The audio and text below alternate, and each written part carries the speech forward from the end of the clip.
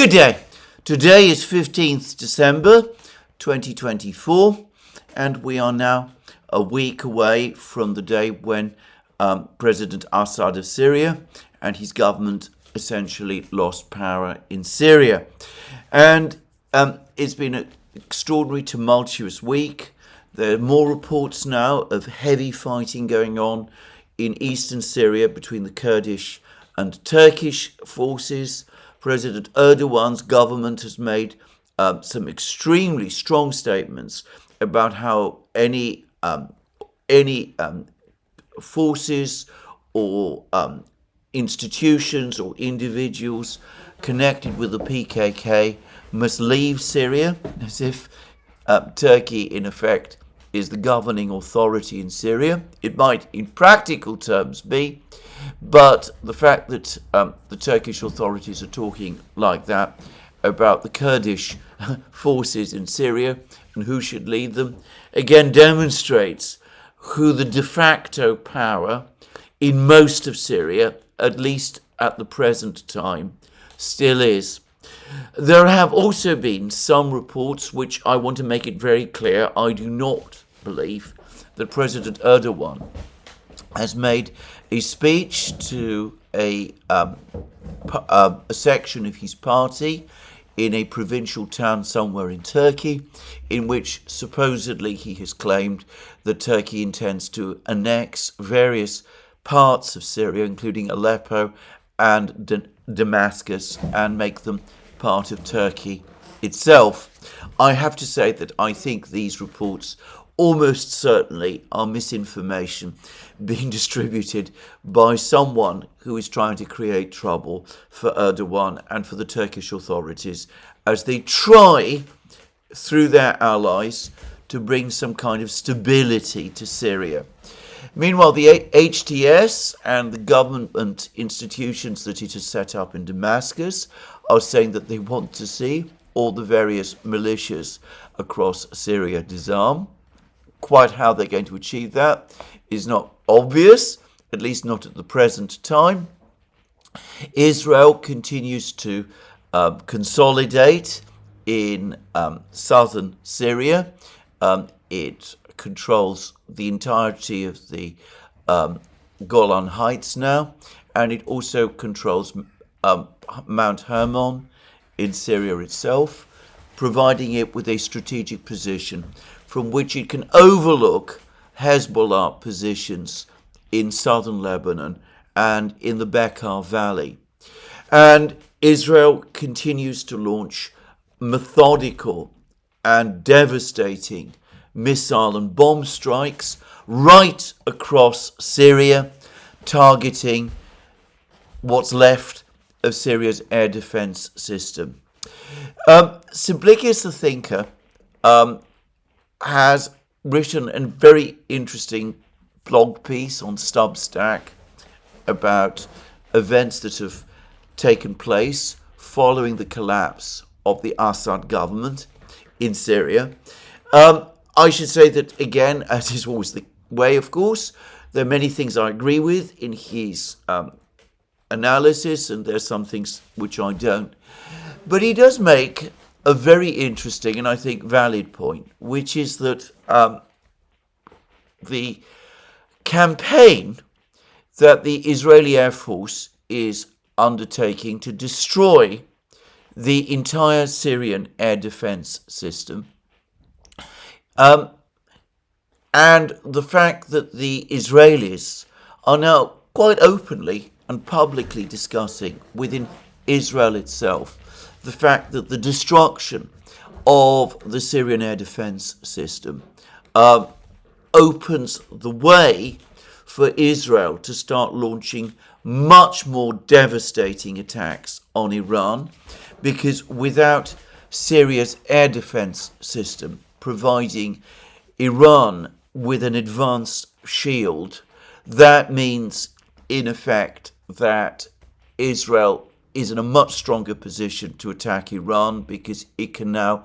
operate in Syrian airspace at will without threat of interception. Anyway, Simplicus the thinker makes the absolutely valid point that this whole conduct of Israel and its destruction of the Syrian air defense system contradicts, indeed refutes, the entire narrative that we have been hearing for years about how Syria was in effect defenseless in the face of the Israeli Air Force, and how Russia's failure to shoot down Israeli aircraft somehow exposed Syria to constant Israeli air attack. Clearly, that was a wild overstatement of the reality. In practice, the Israelis had to take into account what the effectiveness of the Syrian air defense system. They could launch selective strikes against certain targets in Syria, but they were never able to conduct the kind of all-out bombing and missile offensive on Syria that some people claim, because the Syrian air defense system, modernized and supported by the Russians, was just too strong. Now, that brings me to a rather interesting article that has come to my attention, published in a journal with which I am not familiar, called Duran. Now, I don't know much about this journal. My impression is that it shares a lot of the sort of neocon perspectives on the Middle East, and certainly it appears to have been extremely hostile to President Assad and to his government, and rather seems to welcome that government's collapse. But nonetheless, it does make some interesting points, and I'm referring in particular to a rather interesting article which has appeared in Duran, penned by someone called Nikol Grajewski, someone I admit I'm not familiar with, who in a commentary piece entitled "Why Did Iran Allow Bashar al-Assad's Downfall?" does provide us with some rather interesting telltale information about the events that immediately preceded Assad's fall. Now, I ought to say that this article also gives some context. It says that, and it focuses principally on Iran's behavior. It doesn't really say very much about Russia's. But the article makes asserts that back in 2012, 2013, when the Iranian government decided to provide all-out support for President Assad's government in Syria, which was at that time facing a Western-backed Islamist insurgency, there was, as there was a few years later in Russia, grave doubts and much skepticism about whether it was wise for Iran to become deeply involved in Syrian affairs. And it seems that Iran's supreme leader, Ayatollah Khamenei, shared those doubts. And supposedly, according to this article, Khamenei was eventually won round to the idea of Iran intervening in Syria in support of President Assad through the persuasion of Hassan Nasrallah, the Secretary General of Hezbollah, and, interestingly, of General Soleimani, the head of the Quds force of Iran's Revolutionary Guard Corps. Now, that makes it particularly interesting because, of course, it was General Soleimani who, 3 years later, persuaded or allegedly persuaded Vladimir Putin to commit Russia's forces to Syria to support Bashar al-Assad as well. If you believe this article on this, and I tend to do so, it would seem that General Soleimani, amongst many of his other qualities, was a man of tremendous persuasive abilities, able to persuade two powerful governments, that of Iran and of Russia, to intervene in a civil war in a third country when both of those governments had grave doubts about the wisdom of intervening. Anyway, I don't want to dwell on the past because it's the events of the last couple of months which this article discusses, which I find very interesting. And it says this, that in the months before the jihadi offensive, which was launched, the one which brought down Bashar al-Assad, there were increasing strains between Syria, the Syrian government, and Iran. And it makes comments like this. Both powers, Iran and Russia, had grown increasingly frustrated with Iran's intransigence. For Russia and Iran, Assad was their man until he wasn't. By early 2024, both Iran and Russia had changed their perspective when it came to the Syrian president. Russia was incensed by Assad's repeated violations of the Idlib de-escalation agreement and his stubborn resistance to any form of negotiated settlement. Well, about the second, there is some truth. There is no doubt about this. Assad, as we know, consistently refused advice and urging from the Russians to agree to a meeting with Erdogan or to serious negotiations with the Syrian jihadi fighters who Erdogan essentially controlled. I discussed in a recent program how the Russians wanted and expected him to attend the BRICS summit meeting in Kazan in October, which Erdogan was also due to attend, and how the Russians were disappointed and annoyed when Assad stayed away, obviously because he didn't want to meet Erdogan in Kazan. So on the last point, this article is, I feel, certainly true. The Russians were indeed becoming impatient and frustrated by Assad's refusal to engage in diplomacy, to take diplomatic action to bring the war to an end, of which the first step would have been a meeting with Erdogan. But then this is what the article says about Assad's relations with Iran. Iran found its once considerable influence over Damascus steadily eroding, with Assad increasingly charting an independent course that often conflicted with Tehran's regional objectives. Iran's suspicions of Assad deepened after a series of leaks disclosed the movements of IRGC officials that culminated in Israeli strikes on these officials in Syria.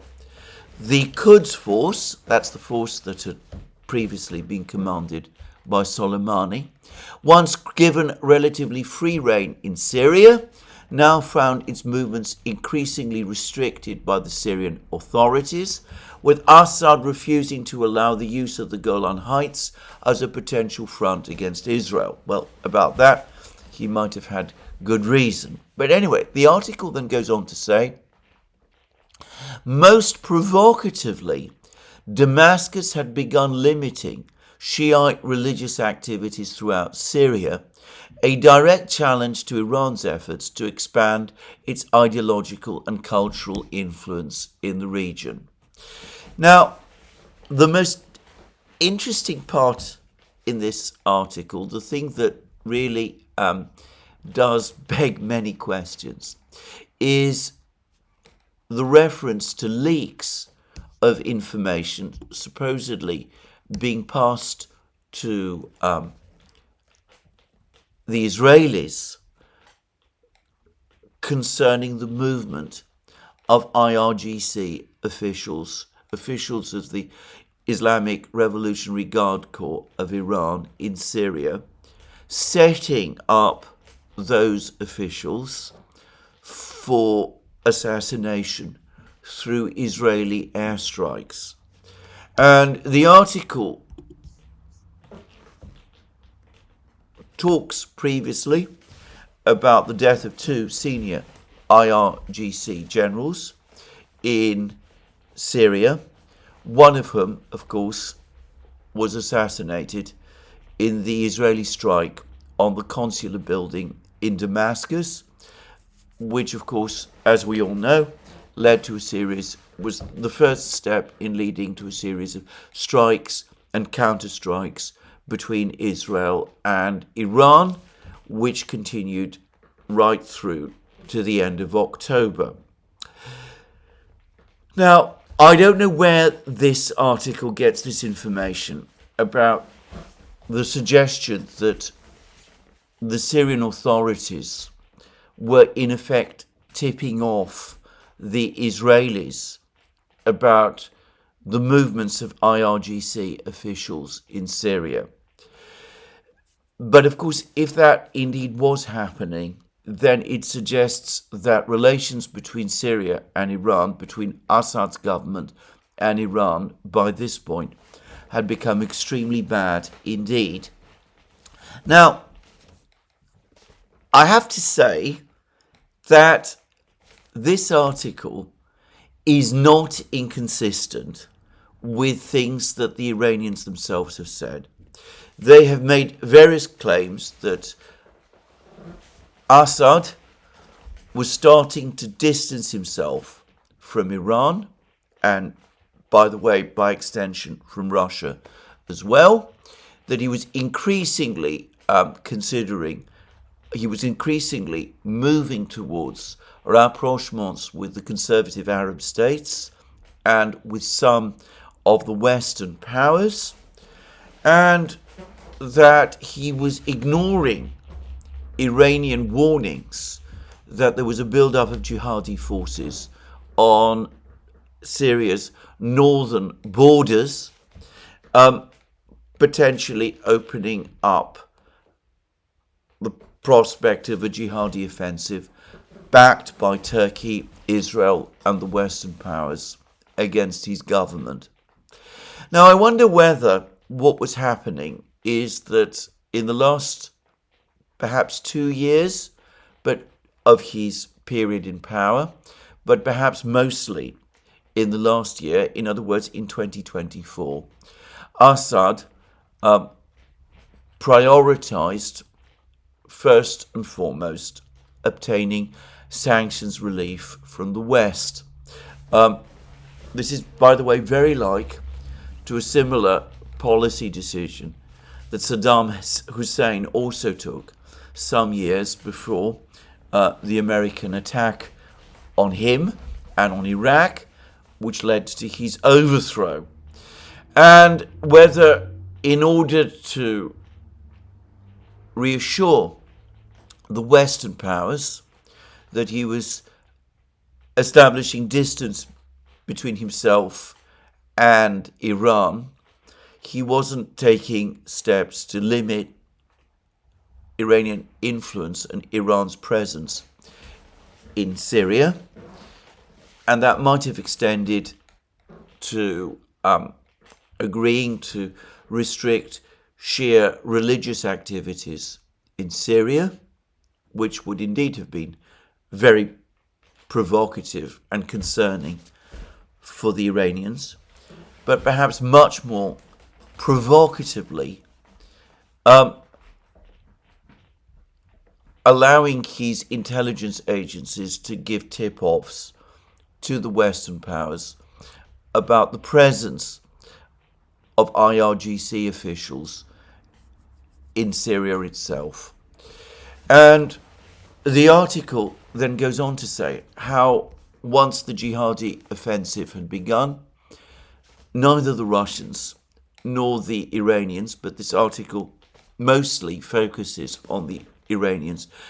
The Iranians made little real effort. They basically accepted very quickly that Assad's government was going to fall. And in fact, throughout the entire 2 weeks of Syria's collapse, there was a consistent drumbeat of criticism of Assad in Iranian social media, pointing to the failures of his army and of his government, which suggested that the Iranians had basically lost confidence in him. Well, I have to say, if Assad made those mistakes, perhaps he didn't make the mistakes himself. It's not clear to me, actually, how much real control over the Syrian government he had by the end of his tenure. It may be that the illness of his wife caused him to withdraw to some extent from public affairs and to allow others within the Syrian government to basically take charge. And it was they who were making these decisions rather than Assad himself. But anyway, one way or the other, it does all suggest a significant weakening and of the ties between Syria and Iran, specifically in the months before Assad's fall. And by the way, it also, coming back to my earlier point, casts a certain light on some of those Israeli missile strikes and which took place against Iranian targets in Syria. If Syrian intelligence was tipping off the Israelis as to where these Iranian targets were located, then the Israelis would have been able to launch those strikes in the knowledge that the Syrian air defense forces would not interfere with them. Anyway, that's all I wanted to say. I don't want to put too much weight on this one article in a magazine that I'm not really very familiar with. It does give the impression of being extremely well informed. And sometimes I ought to say that neocon articles, or articles that appear in neocon journals, the neocons, of course, being very close to the intelligence agencies of Israel and the United States, can be very well informed and can sometimes provide some interesting information. But anyway, I don't want to put too much weight on this. But my essential point, again, is that people, I think, are putting too much weight on the Israeli airstrikes on Syria. These have been a long-running story extending all the way back to the 1960s. I don't think that they made any major difference, and they certainly don't explain the collapse of the Syrian army which took place, which brought about President Assad's fall. Anyway, there are some extremely interesting developments. Firstly, Iran continues to operate an embassy in Syria. In fact, they've just appointed a new ambassador. And there's even a whole report on the Tasnim news agency detailing the instructions that this new ambassador from Iran has been given about how to protect Iranian interests in Syria and how to conduct discussions with the new Syrian authorities who, by the way, Iran for the moment has not yet recognized. As for the Russian bases, Reuters yesterday published a fascinating piece which again seemed to imply that the Russian bases in Tartus and in Khmeimim, in Latakia region, would stay. The article said that Russia is not going to leave the bases. It said that the airplanes that we're seeing going in and out of the bases are not necessarily evacuating troops or personnel to Russia itself. One of the planes actually took off and flew to Libya, not back to Russia at all. It says that the Russians are pulling back their forces from the front lines and withdrawing some heavy equipment and, interestingly, some senior Syrian officers. So presumably people the Russians worked with who were part of the old Syrian army. They're being evacuated, one assumes, to Russia. But this is not so far a general evacuation. Rather, it is a consolidation in Khmeimim and Tartus, where, according to this article from Reuters, the Russians intend to stay. Now, that may or may not be true, and I'm not going to revisit the discussion I made in my program yesterday, except to say that the interesting fact about this article in Reuters is that it's based on information from 4 anonymous sources who Reuters describes as 4 Syrian officials. Now, that presumably means that they are people who occupy leadership positions in the existing, or rather the new, Syrian authority or government, or call it whatever you wish. And that reinforces, I have to say, my own view that the current Syrian authorities and Erdogan, for their own very realistic and objective reasons, their own self-interested reasons, are trying to persuade the Russians to stay. It is they who want the Russians to stay more than the Russians themselves, or at least the Russians are divided and arguing over this issue, but that there are some people in Syria and in Turkey who want them to stay. Now, that brings me back to this extraordinary statement made yesterday by Al-Jalani. Apparently he's now dropping that name. The leader or nominal leader of HTS. HTS, as far as I can see, as we discussed yesterday, Alex Christoforou and I, on the Duran, is essentially a phantom. It is a fiction created by Turkish intelligence. The real fighting appears to have been done by a much smaller force, around 5,000 men. And there are reports, there are claims that most of these people who made up this force, which was put together by Turkish military intelligence, were either Turkish special forces or Uyghurs, mainly Uyghurs, who have been opposed to the government of China and who have been acting as, who have been hostile to that Chinese government, but who also have some kind of relationship to Turkey and to the Turkish intelligence agencies.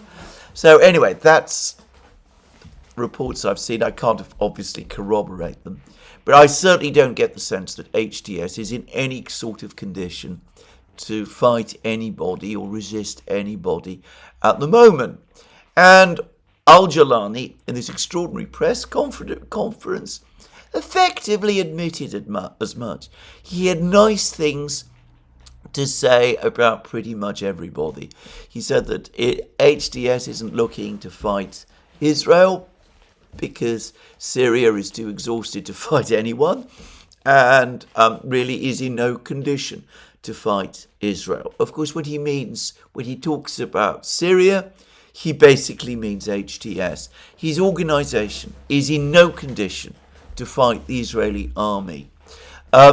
He even had some nice words to say about Iran, even though he did say that the fall of the Assad government had brought to an end something which he described as a dangerous Iranian project in Syria, without really explaining too clearly what he meant about that.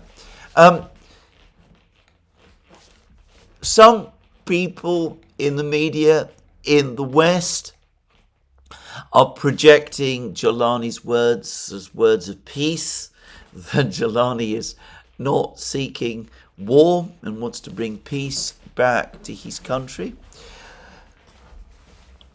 My own take is that they are an abject confession of weakness. It's absolutely true, as some critics of not just HTS, but of jihadi organizations generally, Sunni jihadi organizations generally, that they've always shown far less enthusiasm about fighting the Israelis, or even ultimately the Western powers, Western armies. They've been much more concerned about establishing their own conceptions of Islamic war, Islamic law on Arab people, and in pursuing sectarian feuds against Shias and other people like that. There's been a strong commentary about this on his blog by Ambassador Craig Murray of Britain. And by the way, there's also been a strong video broadcast making that same point by George Galloway, which you can find on his channel on YouTube. And by the way, I don't fundamentally disagree with that point, or with many of the points that these two people make in their commentaries. Well, put all that aside, al-Jolani now claims that his force is at the forefront of what he describes as the Syrian revolution. They are in the process of setting up a new Syrian government, and what he's basically telling us is that his forces are in no condition to resist outsiders. They can't fight Israel. They can't fight Turkey, obviously. They don't want to fight Turkey. They can't fight Iran. Not that Iran shows much interest at the moment in fighting them. And as we see from that article in Reuters, they are pleading, because I don't think that's too strong a word, they are pleading for the moment for the Russians to stay, probably because Erdogan has told them to, because he has his own reasons for wanting the Russians to stay, but perhaps because at some level they hope that the Russians will be able to give them some help to counter all their other various adversaries. What the Russians make of all of that, I'm not going to discuss further in this program. I still think myself that in time the Russians are going to make the decision to leave. Now, there's been much discussion, much commentary about the extent to which the collapse of the Assad government was an intelligence failure on Russia's part, about whether this is a humiliation or an embarrassment for Russia, whether it is a major strategic setback. About it being a humiliation and an embarrassment for Russia, about that there is no doubt whatsoever. The Russians invested heavily in Assad and in propping up his government and in supporting Assad and his government, and as they would say, Syria, through 5 long, brutal years of civil war. And just at the moment when it looked as if everything was stable and the war had been won, the entire structure that the Russians spent so much time, so laboriously building up and protecting, it all collapsed like a house of cards. As to an intelligence failure, it's very likely that the Russians would have known about this build-up of jihadi forces in Turkey. It is highly likely that they were sharing intelligence information about this with the Iranians. The Iranians say that they were tipping off Assad about this problem and that he was paying no attention. It seems that Assad, if you believe the Iranians, wasn't listening to what the Iranians were telling him. It's far from clear whatever intelligence information the Russians had and were passing on, that Assad was listening to it either. My own guess is that Russia's best intelligence assets, its analysts, in other words, the people who receive the raw intelligence and then analyze it, the best analysts were no longer focused on looking at the situation in Turkey and Syria. Probably the information was still coming in, but the analysts who were reviewing it were probably second or third order people. The best analysts would have been transferred to focus instead on the situation in Ukraine. I don't think the Russians 3 weeks ago, 4 weeks ago, had any reason to think or believed that in just a few weeks' time the entire Assad government and military would collapse. And I don't think that most people following events in the Middle East assumed it either. It's possible that some people in Turkish intelligence had some idea of what might happen, though they are, for the record, denying it. It's possible that some people in Israel knew about it as well. I've good reason to think, by the way, that the Americans did not expect it, that they too assumed that there would be a jihadi offensive, that the war in Syria would be restarted, that they did not expect a collapse in Syria in quite the form that it took. And a point which has been made to me in private emails is that the outcome that we have seen in Syria, though certainly improving in the short to medium term, is Israel's and the US's position in the Middle East, especially Israel's position in the Middle East, is not optimal from an Israeli point of view, and from an American point of view. It's now setting up a situation for a conflict between between Turkey and the Kurds have been consistently the most reliable allies in this part of the Middle East, both of the United States and of Israel, and that this is not the outcome that either of these two powers might have wanted. Well, you can decide about that yourself. I mean, that's just some information I've received, or a commentary that I've received, if you will. But anyway, the Russians probably, I'm sure, were taken by surprise by these events, and that undoubtedly was an intelligence failure. They didn't know that the Syrian government was as weak as it appeared. Probably, as I said, they didn't know that there was a jihadi force being prepared. I cannot imagine that anybody in Moscow seriously believed that an entire army and government built up over so many years would simply implode in the face of what was ultimately a relatively light attack. So yes, there was an intelligence failure, and yes, there has been a major embarrassment and humiliation for the Russians, and this is, in that respect, a defeat for them. But is this really such a consequential defeat? The Russians did not have bases in Syria. They didn't have the Khmeimim base until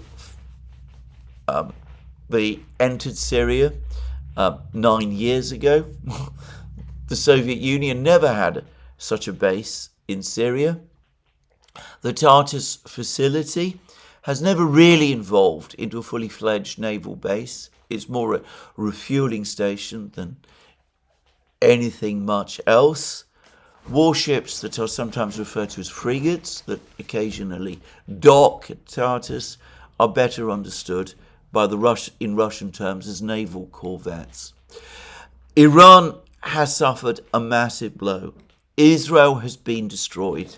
Hamas and the Palestinians are in deep crisis. One of their key allies, even if it was an ally that they had often had issues with, has suddenly vanished from the scene.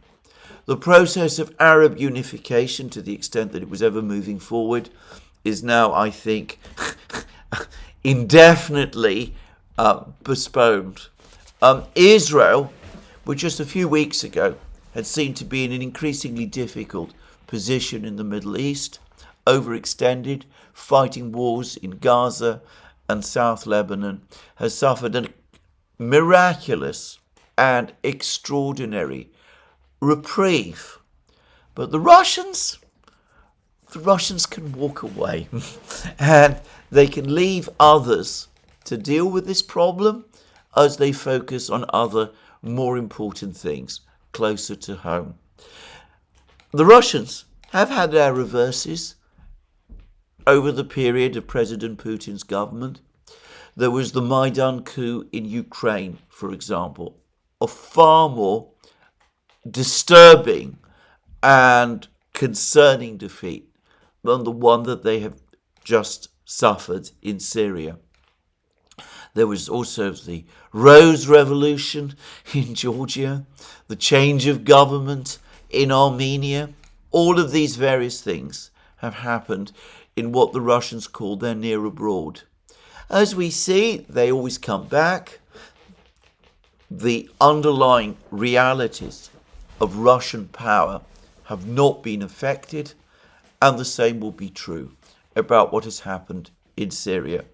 And if we're talking about relations with the conservative Arab states, with the Gulf monarchies, I'm going to say that far from this causing a significant drop in Russian prestige, as many people believe, I think the fall of the Assad government removes a bone of contention between the Russians and the conservative Arab states and leaves the Russians open to press forward to develop relations with those states in their own mutual interest.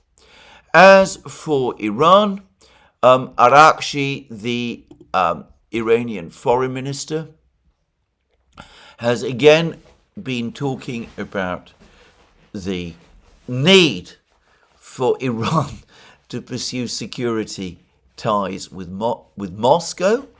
Pezeshkian, the Iranian president, has been saying the same. The Iranian ambassador to Moscow has been recalled to Tehran to be given further instructions. And, well, Tasnim news agency has this to say about the meeting between Arakchi, the Iranian foreign minister, and Iran's ambassador to Moscow. It is imperative for Iran and Russia to maintain contacts to contribute to regional security and stability. In a meeting with Iran's ambassador to Moscow, Kazem Jalali, held in Tehran on Sunday, Arakci stressed the need for constant consultations between Iran and Russia in order to fulfill the mutual interests and help ensure regional and international security and stability. Tehran and Moscow have adopted common stances on many regional and international issues. Arakci highlighted Iran's efforts to enhance relations with Russia and carry out the agreements signed between the two countries. Jalali, for his part, gave a report on the expansion of relations between Tehran and Moscow in various fields, especially economic and commercial ties. So, after the collapse of Syria, after the loss of the Syrian air defense shield, faced with threats from Israel of further attacks on Iran, faced with the prospect of further sanctions from Trump and his incoming administration, the Iranians, even as the Russians maintain their relations with the Gulf states, are looking to deepen their ties with Moscow. A security agreement, an actual defense treaty of some kind between Moscow and Tehran cannot now be excluded, if only because even if Iran does make a decision now to press forward with its nuclear program, it will at least need Moscow's cover to provide it with some protection until that nuclear deterrent capability is ready. So anyway, I wanted to say this because I think that, yes, the Russians have suffered a significant defeat.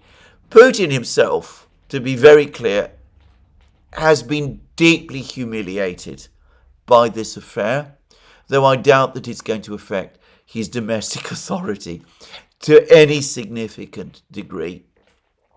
But the Russians have suffered much heavier blows during the time when Putin has been president. The Maidan coup in Ukraine in 2014 was a catastrophe for them. And they've come back, and they will, from this affair, this loss in Syria, which, as I said, they can shrug off as they focus on more important things. Anyway, let's move on and talk about the other great conflict that's taking place, which is the conflict in Ukraine. And since I ended my commentary with Putin, I'm now going to move on to Putin, because he has now given a speech at a congress of Russia's United Russia Party. This is the ruling party in Russia, or at least it's not exactly the ruling party, because it is in fact an entirely Kremlin creation. Its function is to enable the Kremlin to control the Russian parliament. The Kremlin supports United Russia candidates in regional and national parliamentary elections. These candidates then get elected, and when they are elected, they ensure, through the majority that United Russia obtains in the Russian parliament, that the Kremlin is able to get its legislative processes, its legislative proposals enacted. That does not mean, by the way, that the Russian parliament is a shadow or that it has no effective role. I could say for an absolute fact that Putin sends very, very regular reports briefing members of the Russian parliament about developments. Many of these reports are open access, and they provide some of the most helpful and useful information about what the Russian government is thinking and the steps it is taking at any particular point in time, as several of my sources have pointed out. But the key point to say is that it's not united Russia which forms the government in Russia. It is the government in Russia which has basically created united Russia. It's somewhat the other way round to what we're used to in the West. But anyway, let's press on, because of course, despite what I've just said, united Russia is obviously a very necessary mechanism within the Russian power structure. It is the transmission belt, if you like, between the Kremlin and the population, and it is essential. It is the essential tool the Kremlin uses in order to maintain government across the vast territory that makes up Russia. Anyway, Putin has just given a speech at the Congress of the United Russia Party. Now, just to mention a rather paradoxical fact, Putin himself is not a member of the United Russia Party, and he is not its actual leader, or at least its nominal leader. That person is Dmitry Medvedev, Putin's number 2, who is the deputy chair of Russia's Security Council and who was president of Russia between 2008 and 2012, and who was for many years afterwards Russia's prime minister, and who is one of Putin's key political allies. And Putin also spoke at this conference, and obviously Putin and Medvedev will have coordinated their statements with each other. Now, each of them said some very, very interesting things about the domestic situation in Russia and talked about all of that at some length. But the thing that really struck me about both Putin's and Medvedev's statements is the amount of time they devoted to the conflict in Ukraine, to the war in Ukraine, to the support, as they put it, that Russian society was lending to the army, the Russian army in Ukraine. In simple, crude political terms, this was a case of Putin and Medvedev basically flying the flag, using the war and the growing signs of imminent victory in order to strengthen their popularity and their political authority within Russia itself. And this is the first time that this has been done, at least as far as I can see, to this very straightforward and rather blunt degree. But anyway, let's focus more on what Putin specifically said about the war and where the war is going and what his intentions might be, in light of the fact that within the next few weeks, after Donald Trump is inaugurated president of the United States, there will be the first serious diplomatic moves made to try to find some way to bring the war to an end. And for me, the critical paragraph was this one.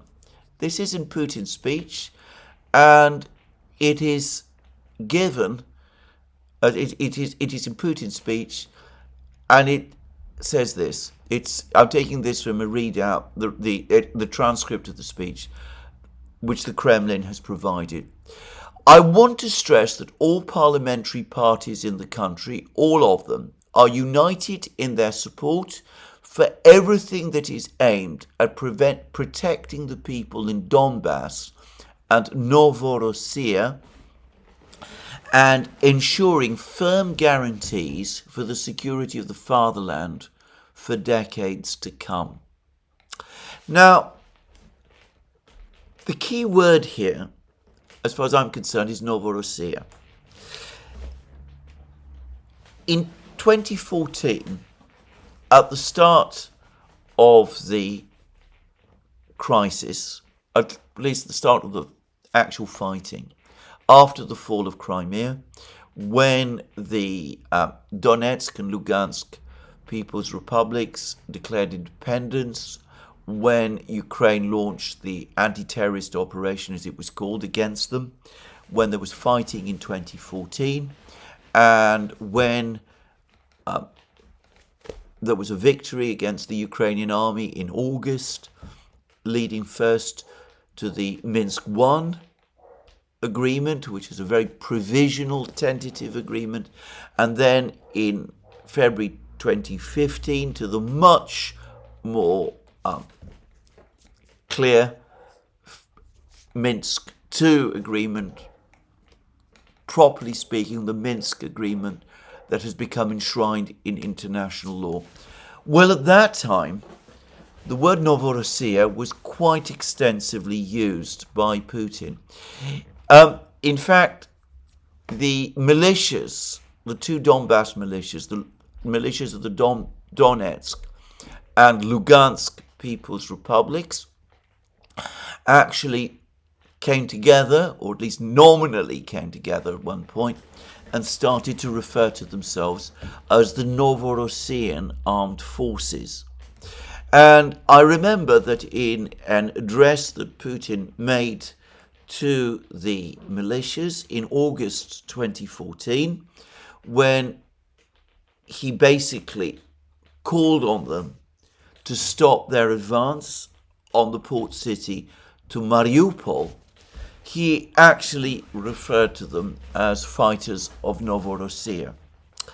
Now, Novorossiya has meant many things at different times, but its major institutional expression was as a province of the Russian Empire created by Catherine the Great and Potemkin after the various victories the Russian army achieved over Ottoman Turkey and following the Russian conquest of this large territory on the Black Sea. And Novorossiya, New Russia, at that time was considered administratively distinct from Ukraine and continued to be so, as I understand it, right up to the collapse of the Russian Empire in 1917. And it included Donbass, and it included Crimea, and it included Zaporozhye and Kherson region, and it also included territory to the west of the Dnieper. It included Kherson city, west of the Dnieper, and of course it included Odessa, and as I understand, at one time, even part of the territory of what is now Moldova. Now, Putin has, in recent comments and speeches, taken to using this term Novorossiya again. He is making a contrast between Donbass, which did at one time, as I understand it, form a part of Novorossiya, but which is more specifically known because of the two Donbass republics, Donetsk and Lugansk. And he's also differentiating Novorossiya from Crimea, which of course joined Russia back in 2014. So what does he mean by Novorossiya? Does he merely mean Kherson and Zaporozhye regions, the two regions that united with Russia according to a referendum that the Russian authorities conducted in these two regions in September 2022? Does he mean just Zaporozhye and Kherson region? He's already made it clear that he sets the boundaries of these two regions at the administrative boundaries created by the Soviet Union, which would include the city of Zaporozhye, which is still under Ukrainian control, and the city of Kherson, which is also under Ukrainian control, and significant territory to the west of the Dnieper. But if he means, or if he is inviting us to think of this territory as Novorossiya, could it extend beyond that? Might it extend to include other places which were part of Novorossiya before, such as Odessa, for example? I understand that at various times during the era of the Tsarist Empire, the Russian Governor General who administered Novorossiya was actually based in Odessa. Odessa, in other words, was the administrative capital of Novorossiya. Well, the answer is I don't know. And maybe it's unwise to speculate too far.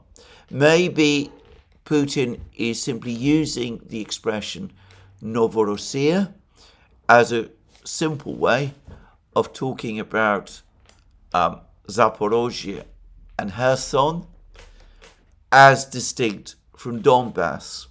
That would be a simple explanation, and it might be the true one. But then we've had, at the same conference, the United Russia Party, over the course of the same set of speeches, on the same day that Putin was speaking, we've had a speech from Dmitry Medvedev, who is, of course, deputy head of Russia's Security Council. And Medvedev, former president of Russia, former prime minister of Russia, political ally of Putin. He's just been to China, by the way. He's had meetings there with the Chinese president, Xi Jinping. He presumably briefed the Chinese about the Ukrainian situation. And for the record, I think that his reason in going to China was to discuss the prospect of talks between the Russians and the Americans to settle the Ukrainian crisis, and was giving the Chinese assurances that Russia would not be sacrificing the relationship between Moscow and Beijing to any kind of deal done with the Americans.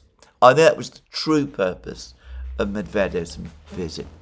Anyway, at this very same Congress which Putin attended, speaking as the leader of the United Russia Party, acknowledged as the leader of the United Russia Party by Putin himself, Medvedev said this: this experience of Donbass and Novorossiya's integration, and here undoubtedly Medvedev means Zaporozhye and Kherson, may be useful in the future as well if new but very close by regions appear in our country soon.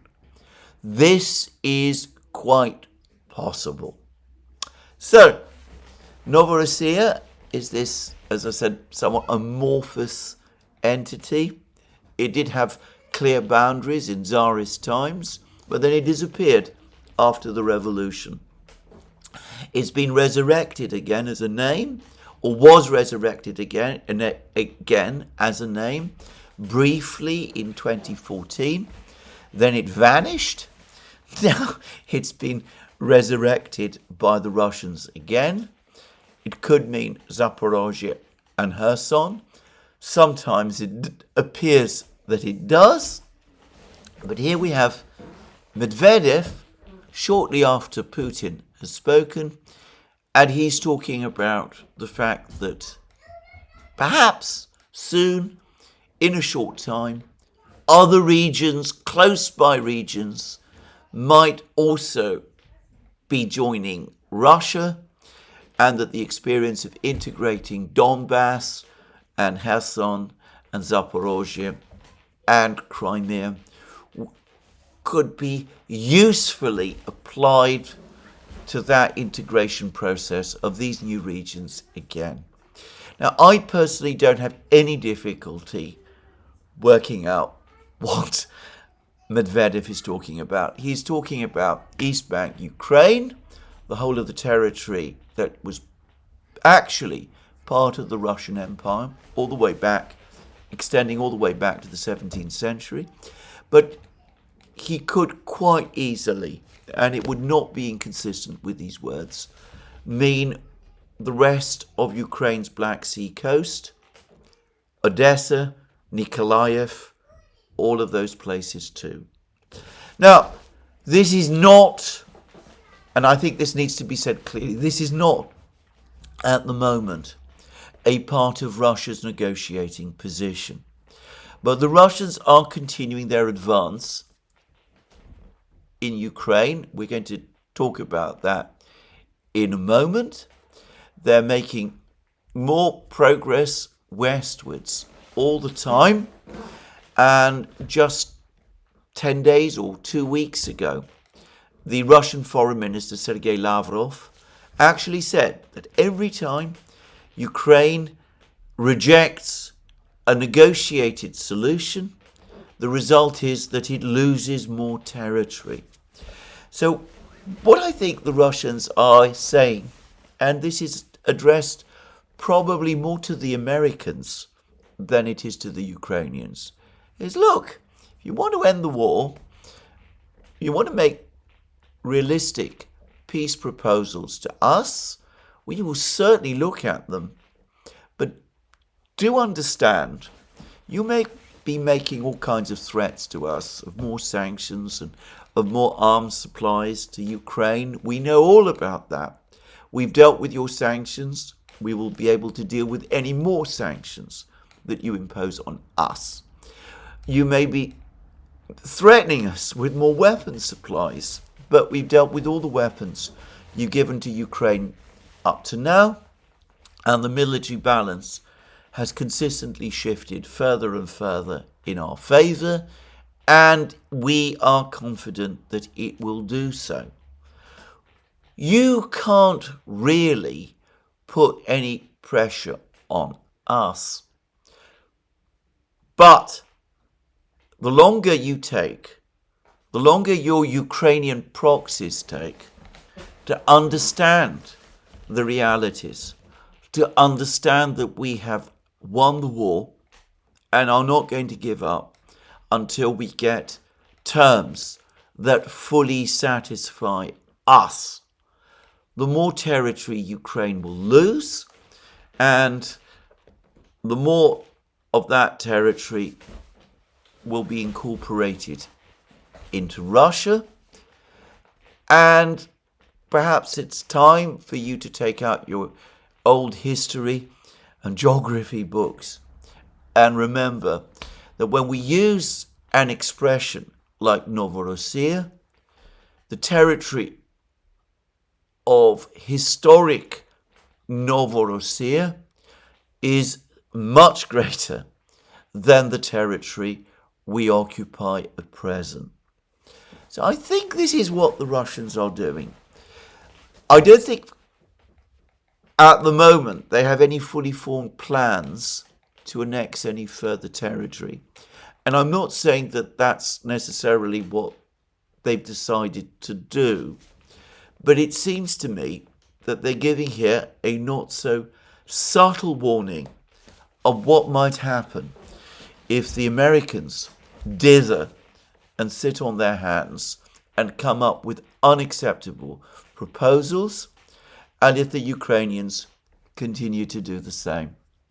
So I just wanted to make that point first.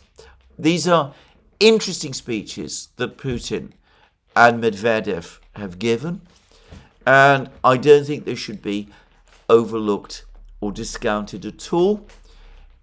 Clearly they are made in the context of negotiations, pending negotiations, and I think they should be heeded and taken seriously.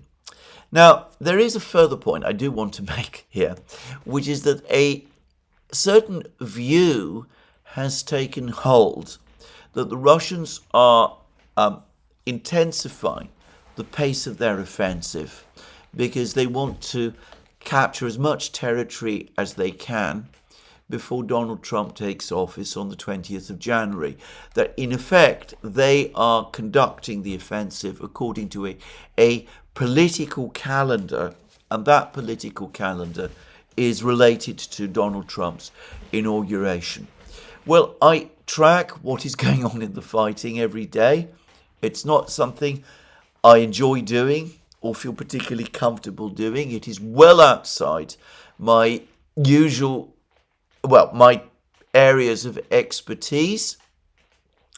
But I could say this consistently, ever since Avdiivka fell in February, the Russian offensive has not only continued, but it has consistently gained speed. I don't get a sense that the Russians are conducting the war according to any sort of timetable at all, except their own battle plans, which have been drawn up by the General Staff. I think it is extremely unlikely that Putin has telephoned Gerasimov and has told him, I want you to capture this territory or that territory or some other territory before Trump is inaugurated. I think that as far as the Russians are concerned, Trump's inauguration is clearly a very important event. Diplomacy will no doubt begin thereafter. But I doubt that they believe that the war will end as quickly as some people imagine. I think they look at the situation in Kiev, and I think they've long since come to the conclusion that Zelensky's government is incapable of conducting negotiations and will push back hard against any serious attempts to make concessions. And I don't think they're in any mood to make substantial concessions of their own. So I don't think they are working to this timetable or to that kind of objective that people imagine. I think they're pressing forward with a special military operation, as they say, and they are continuing with their old practice of making haste slowly, defeating the Ukrainian army, gaining more and more territory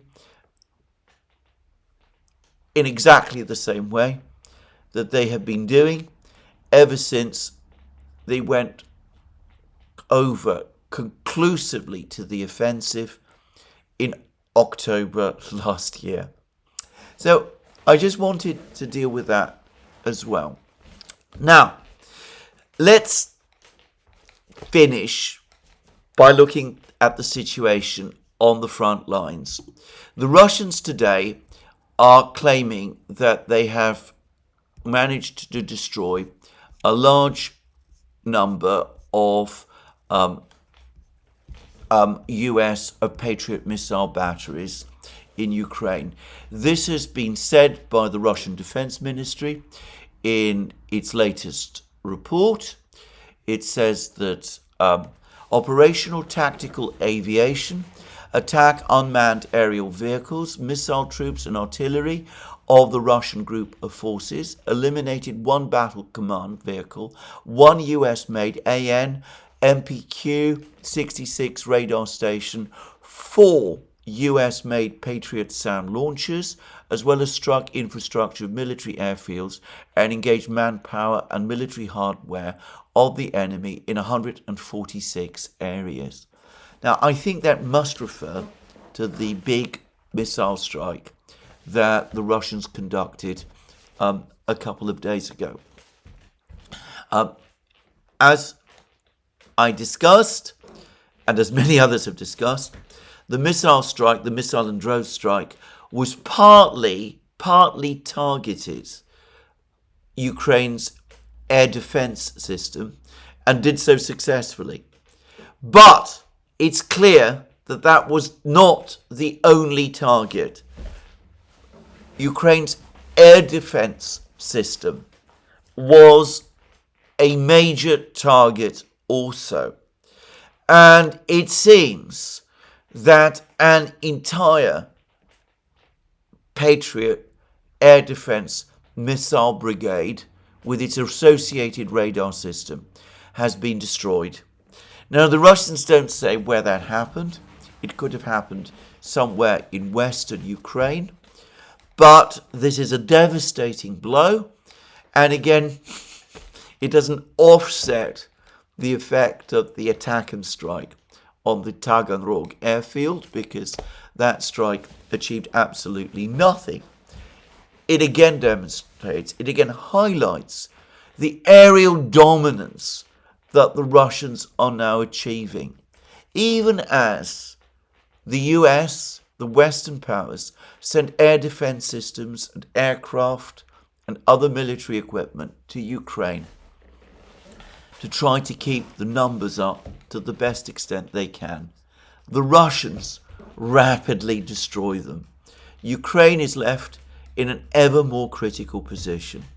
And here I really must refer to an utterly brilliant article by the commentator and analyst Gordon Hahn, which has also appeared on his blog, Russian and Eurasian Politics. It's entitled The Second Great Ukrainian Ruin Revisited, and it's appeared on the 10th of December 2024. And it talks about the catastrophic economic situation in Ukraine, about the fact that Ukraine's government is now spending twice as much as it is raising in taxes, that it's having to borrow now from the West, mostly, to keep financing the war, that defense spending practically equals GDP, which is incredible and completely unsustainable, that the Ukrainian army is in a desperate condition, that 90% of Ukrainian troops now are recently mobilized soldiers, that there are mass desertions in the Ukrainian army now taking place.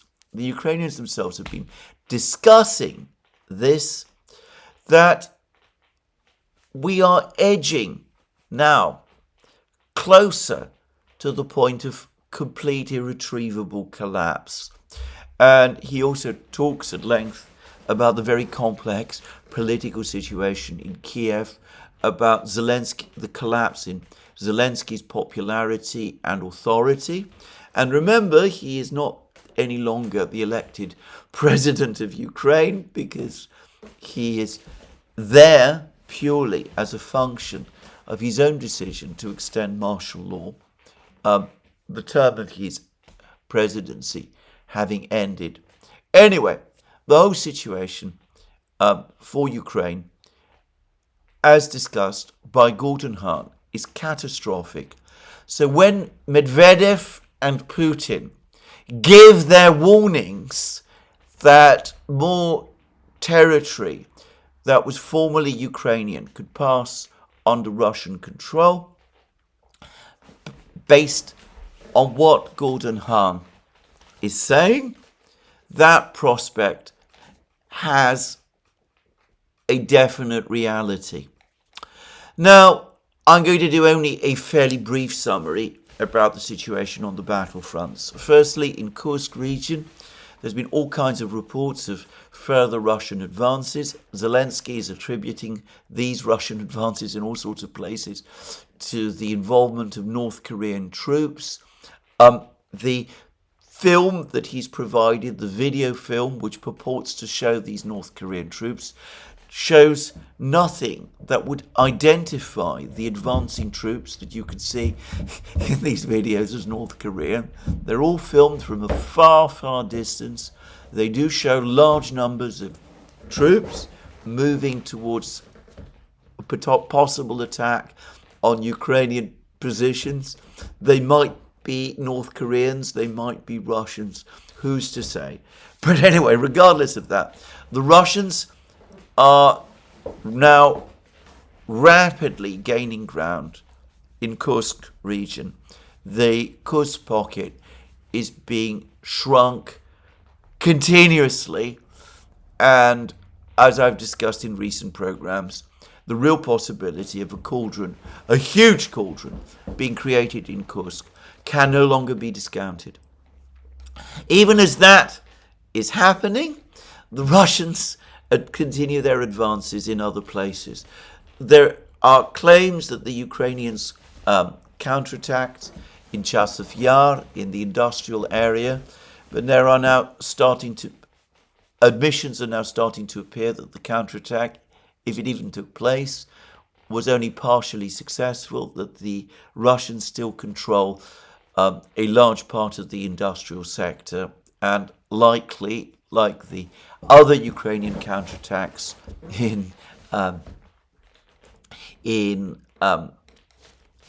Toretsk that took place before, whatever gains the Ukrainians have achieved here could be ephemeral. The Ukrainians are now saying that the Russians are steadily expanding the boundaries of their beachhead, the bridgehead that they've established on the western bank of the Oskol River near Kupiansk, and that the position of the Ukrainian troops in the area of Kupiansk is becoming increasingly critical. The Russians, according to some reports, have captured a market territory in Toretsk, bringing them still closer to the complete control of Toretsk. Yesterday evening, there were some reports circulating that Kurakovo had fallen, that the Russians had obtained total control of Kurakovo. This was based, I think, on pictures that have appeared of the Russians raising their flag over the largely intact building of the Kurakovo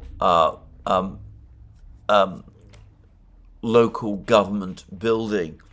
My own sense is that the Ukrainians still hold some positions in the residential areas of western Kurakovo, and there's apparently a power plant a little further to the west of those residential buildings where the Ukrainians are still concentrated. So there's still some fighting to do in Kurakovo. The villages immediately to the south of Kurakovo appear to have been fully captured by the Russians. I discussed all of that yesterday. The Russians are conducting mopping up operations there. There's still work to do, but clearly the Russians will complete those mopping up operations. Kurakovo itself, probably the battle there is all but over, even if there are some Ukrainian troops clinging on in a few places there. In the area immediately to the south of Pokrovsk, we're getting all kinds of reports about a Ukrainian counterattack, which supposedly has regained some ground in Shevchenko, the villages of Shevchenko and Novotroitsk, located immediately to the southwest of Pokrovsk. These are contradicted by Russian reports that the Russians are pushing forward from these villages and have now entered Pishanya, the next village that the Russians need to capture in order to conduct a successful outflanking operation of Pokrovsk. I suspect there probably has been a Ukrainian counterattack. We're probably looking at some kind of encounter battle. Territory changes sides. It's clear, however, that the Russians overall have the initiative here, and whatever gains the Ukrainians have made will prove ephemeral. I ought to say that the Ukrainians have changed the commander in this area. General Tarnavsky, whom I remember well, has now taken charge of the defense in Pokrovsk. He is a Ukrainian general who has failed in every operation he has been involved in. He was the general who was supposed to break through to through Rabotino, all the way south to Tokmak, and then to the Sea of Azov. His whole conduct of that operation was an abject failure. He's apparently failed in all sorts of other places. He regularly gets criticized by all kinds of Ukrainian bloggers and commentators. And now this general with this stellar record of failure has just been appointed to command the men who are defending Pokrovsk. I wonder how that is going to turn out. We shall see. And a couple of days ago, all sorts of reports of a successful Ukrainian counterattack in Velikaya Novosilka. All that seems to have now gone away. The Russians appear to be consolidating in Novi Komar. Lots of reports of large Russian armored columns converging on Novi Komar. And the Russians are clearing immediately south of Velikaya Novosilka all of the villages in the Vremevka salient, which the Ukrainians captured in their 2023 offensive.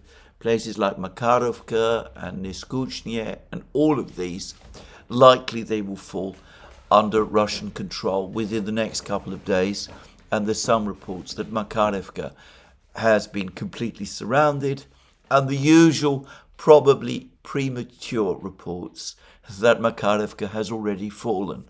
Anyway, the point is, the Russians continue their advance. The Ukrainians continue their losses. They attempt counterattacks occasionally in one place or another. None of those counterattacks in the end well. The Russians continue to destroy Ukraine's energy system and its air defense system, and they have just destroyed in their latest big missile strike what looks like an entire Patriot missile brigade.